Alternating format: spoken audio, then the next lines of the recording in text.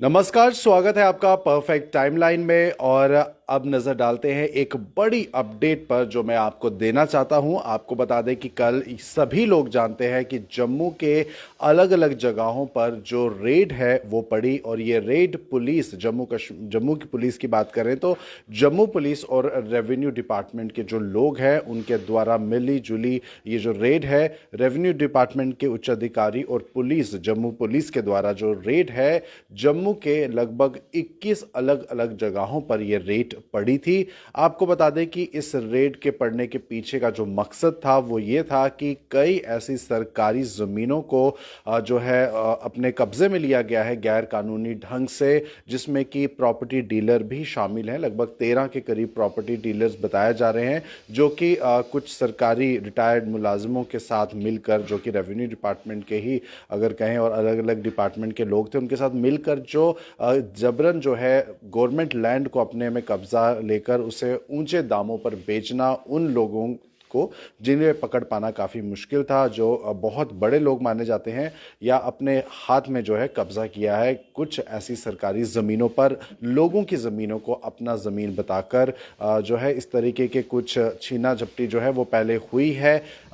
गलत ढंग से अपने कब्जे में ज़मीनों को किया है। उसी से मामले से जुड़ी हुई ये एक जो कल रेड पड़ी 21 अलग अलग जगहों पर, जिसमें कि कई लोग भी शामिल थे। पुलिस जम्मू कश्मीर की बात करें तो इस तरह की रेड्स जो हैं पड़ी हैं, कुछ दिनों से पड़ रही हैं, लेकिन कल जब रेड पड़ी 21 जगहों पर तो इसकी सूचना किसी को भी नहीं थी। तो रेवेन्यू डिपार्टमेंट के और जम्मू पुलिस के जो अधिकारी थे मिलकर ये रेड पड़ी है। तो आपको बताएं इसमें 4 लोगों को जो है गिरफ्तार भी किया गया है।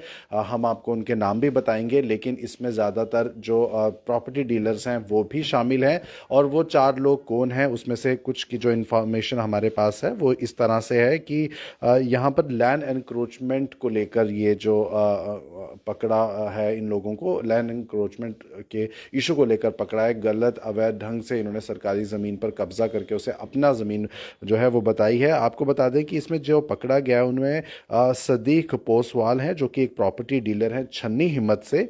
वहीं आपको बता दें मोहम्मद जो है बशीर रिटायर्ड तहसीलदार, ये जानीपुर इलाके के रहने वाले हैं। इनके घर के बाहर भी कल हमने आपको लाइव विजुअल्स बताए थे कि इनके घर में भी जो है छापेमारी हुई। पुलिस ने इन्वेस्टिगेशन की है, इनसे पूछताछ की है। और आपको बता दें कि अभी तक 25 लाख रुपए जो है बरामद किए गए हैं अलग अलग जगहों से। और इसमें कुछ डॉक्यूमेंट्स भी हैं, वो डॉक्यूमेंट्स जो सरकारी ज़मीनों के हैं। इस तरह की जो रेड है वो पड़ी थी। तो कल हमने आपको इसके बारे में जानकारी दी थी, लेकिन आज जो खबर पुख्ता जो सामने आई है, कल इन्वेस्टिगेशन जो रेड की इन्वेस्टिगेशन थी वो चल रही थी। इन लोगों के घरों में पूछा गया था और भी इसमें कई लोग शामिल हैं जिनके घर में रेड पड़ी है, लेकिन कुछ 4 लोगों की डिटेन होने की खबर जो है सामने आई है। 2 का नाम हमने आपको बताया।